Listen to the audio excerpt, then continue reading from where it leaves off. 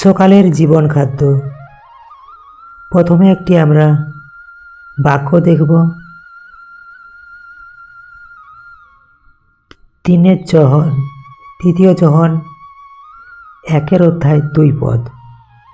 প্রিয়, যেমন তোমার প্রাণ মঙ্গলপ্রাপ্ত, তেমনি সব বিষয়ে তুমি মঙ্গলপ্রাপ্ত ও সুস্থ থাকো, এই প্রার্থনা করি।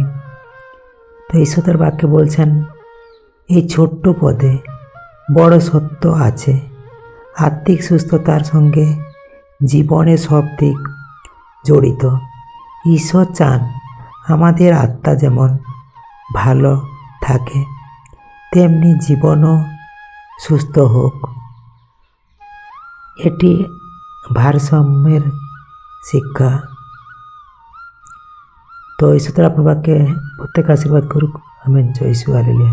তো আমরা এখন এই বাক্যের উপরে প্রার্থনা করি একটি।